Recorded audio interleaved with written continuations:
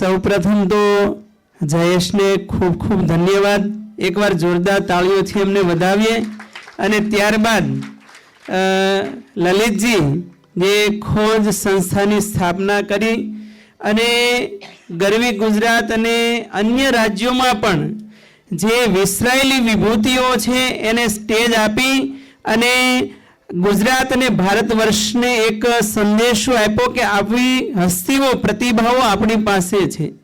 ઘણીવાર એવું બને કે ગંગાને કિનારે રહેતા હોય તો ગંગાનો મહિમા ન હોય, પરંતુ આજે ફરીથી જયેશનું એક તો એની જે સ્પીચ છે એનો એક ભાવ છે, એ સબસે ઊંચી પ્રેમ સગાઈ દુર્યોધન કા મેવા ત્યાગી અને સાગ વિદુર ઘર ખાઈ, એ જે સુરદાસની પંક્તિ છે ને જયેશમાં સાર્થક થાય છે. એટલે ખૂબ ખૂબ પહેલા આપને બંનેને અભિનંદન પાઠવું. અને જે યુવાનોની વાત કરી છે, એક વસ્તુ યાદ રાખજો કે તમે કોઈ પણ ક્ષેત્રમાં આગળ વધો એટલે લોકો તમારી નિંદા ટીકા કરે ને કરે જ, અને એ જ આપનું સર્ટિફિકેટ કે આપ આગળ વધી રહ્યા છો. અને ત્યાંથી ન અટકે તો પછી તમારે ગાળી ગલોચથી વિરોધ થવા મળે, અને ત્યાંથી પણ ન વધે અટકે તો પછી તમને મારવા સુધીના પણ પ્રયાસો થાય. આ જગતનો એક નિયમ છે. એટલા માટે એ ત્રણેય સ્ટેજમાંથી પસાર થઈ અને આપ સફળ થાવ. અને 100%માંથી તો 40% પરમાત્માના બ્લેસ મળતા જ હોય છે, 30% પુરુષાર્થ કરવો પડતો હોય છે, 20% વિરોધ થાય અને 10% નિષ્ફળતા મળે, પણ 70% સફળતા મળે એટલે સમજવાનું આપનું કાર્ય સિદ્ધ થઈ ગયું છે.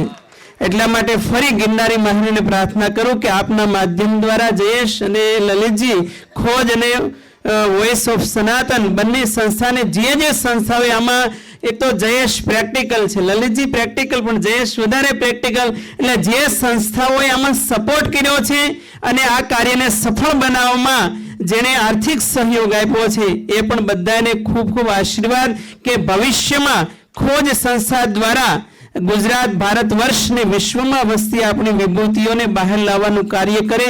બહુ મોટું પુણ્યનું ભગીરથનું કામ છે. સૌપ્રથમ આમ તો મને એમ કે વચ્ચે આશીર્વાદ આવી ગયા એટલે બીજી વાર ક્રમ ઉપસ્થિત થાય છે.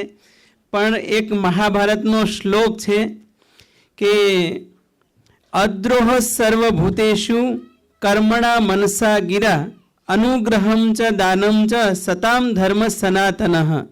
આ સનાતનની પરિભાષા છે કે આખા વિશ્વમાં કરુણા, દયા, પ્રેમ, ડેડિકેશનનો ભાવ રાખનાર જો કોઈ ધર્મ હોય તો સનાતન છે. બાકી વિશ્વમાં બધી જ વિચારધારાઓ, પંથ, પરંપરાઓ છે. અને એટલા માટે હું જયેશને વ્યક્તિગત રીતે અભિનંદન આપું કે 3000 વર્ષ પહેલા જો આપણે આવી રીતે જાગૃત થયા હોત ને તો આખા વિશ્વમાં 125 કરોડની વસ્તી ના હોત. આજે દુઃખની વાત એ છે કે જે પરંપરાઓ સનાતન પછી વિકસિત થઈ, દાખલા તરીકે ક્રિશ્ચિયાનિટી આવી તો આજે 2024 ચાલે છે અને આજે 130 દેશોમાં જેનું નેટવર્ક છે અને 240 કરોડનું પોપ્યુલેશન છે. 1500 વર્ષ થયા મોહમ્મદ સાહેબને, 190 કરોડનું પોપ્યુલેશન અને 56 જેટલા દેશોમાં જેનું સામ્રાજ્ય છે. અને છતાં આજે આપણે સનાતનીઓ માત્ર 125 કરોડ આવીને ઊભા છીએ. આજે કોઈ પણ એવો સનાતની દેશ નથી, હિન્દુ રાષ્ટ્ર નથી, પણ હું તો એમ કહું છું કે વોઇસ ઓફ સનાતન એ 125 કરોડ સનાતનીનો વોઇસ બનીને ઊભો રહેશે અને આપણે સનાતન પરંપરાને ઉજાગર કરતું રહેશે. અને એટલા માટે સંસ્કૃતમાં સદ વિસ્તારે ધાતુમાંથી સનાતન શબ્દ બન્યો છે. સદ એટલે શાશ્વત, જે અવિનાશી છે, જે ત્રિકાલા બાધિત છે, ત્રણેય કાળમાં જેનું અસ્તિત્વ છે, એનો જે વિસ્તાર કરે એ પરંપરા સનાતન કહે છે. અને એટલા માટે હું કણાદને આજે યાદ કરું, જે સાથે જે વિષય ઉઠાવ્યો છે કે યતો અભ્યુદય નિશ્ચય સિદ્ધિ ધર્મ.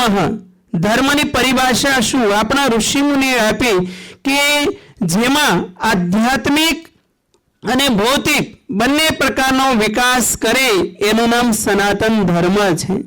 અને એટલા માટે આવી આપણી ભારતીય પરંપરા સનાતન ધર્મનું ગૌરવ એ વોઇસ ઓફ સનાતન, જેનું શ્રેય જયેશ, લલિતાજીની સમગ્ર ટીમને આજે ફરીવાર આપણે તાળીઓથી વધાવીએ કે ભવિષ્યમાં આ ચેનલ એ 125 કરોડ કરતા પણ એની સંખ્યા વધારે થાય. હું ડાંગ જિલ્લામાં ટ્રાઇબલ એરિયામાં ઘણીવાર ફરું છું.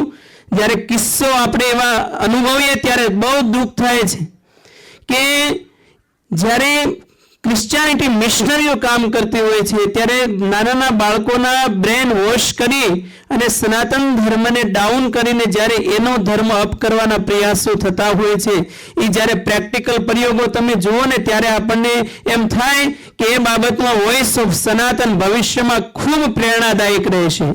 અને એ જે પુરુષાર્થ કરી રહ્યા છે દેશની ટીમ, तो इनको मिटा दे अपनी हस्ती को, अगर कुछ मर्तबा चाहे दाना खाक में मिलकर गुले गुलजार होता है. तो आवे जयश्री वॉइस ऑफ सनातन अपना सनातन धर्म ने सुरक्षित કરવામાં ખૂબ મોટું પ્રેરક બળ બની રહેશે. અને મહાભારતમાં જેમ કીધું છે ધર્મો રક્ષતિ રક્ષિતઃ, તો આ સૂત્રને પણ એ ચરિતાર્થ કરતા રહે.